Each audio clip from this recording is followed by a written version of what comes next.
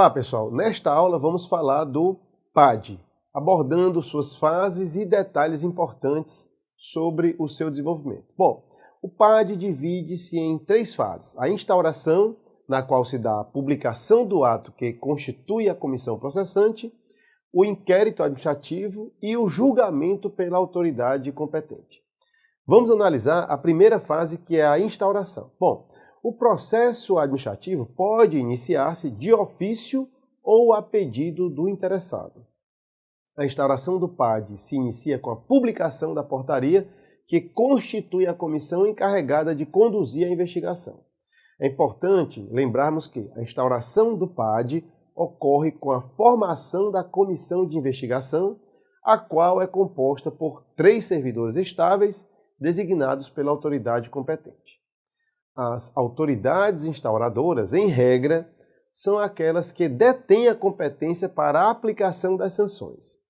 Existe o chamado dever legal de apuração, uma vez que a autoridade que tiver ciência de irregularidade no serviço público é obrigada a promover a sua apuração imediata. O prazo de conclusão do PAD é de 60 dias, podendo ser prorrogado por igual período, quando as circunstâncias assim exigirem.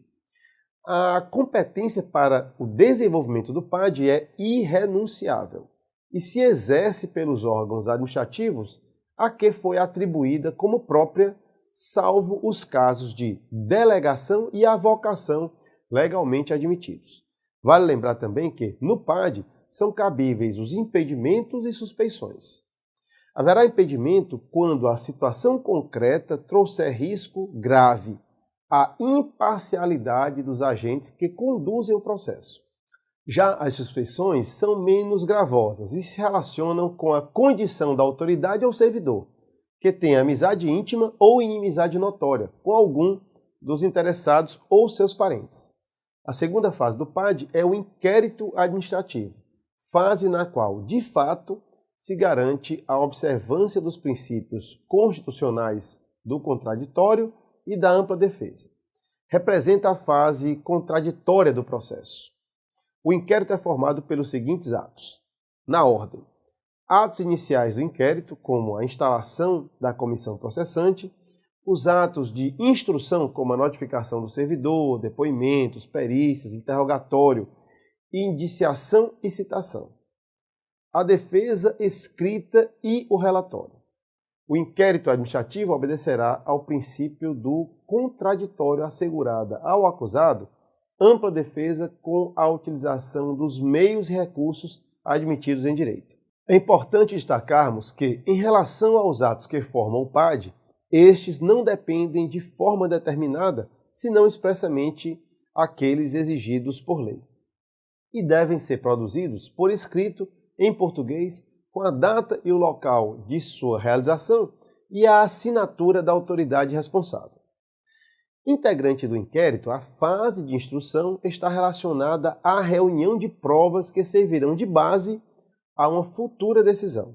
Os elementos probatórios poderão ser produzidos tanto pelas partes quanto pela própria administração, não se admitindo provas ilícitas, ok, pessoal?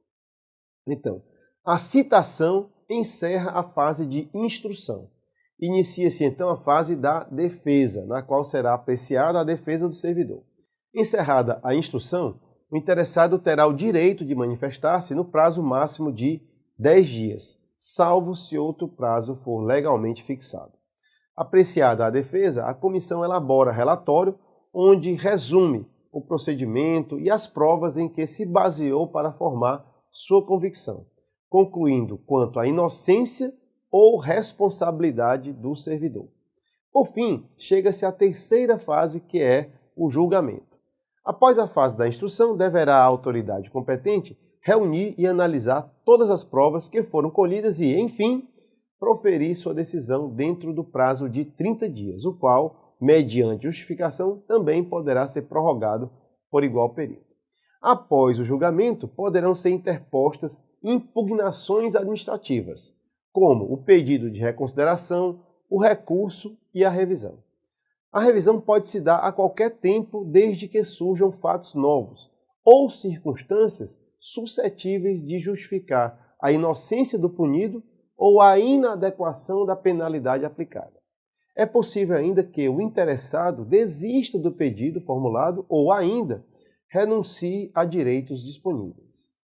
A desistência, no entanto, não prejudica o prosseguimento do processo, se a administração considerar que o interesse público assim o exige. Ok, pessoal? Então, aqui concluímos nossa breve análise das fases do processo administrativo. Lembrando que em sua área do aluno você encontra material de apoio como leituras complementares ao que nós discutimos aqui, acabamos de estudar aqui nessa aula. Ok, pessoal? Então, foi um prazer tê-los aqui conosco. Um abraço e até a próxima aula.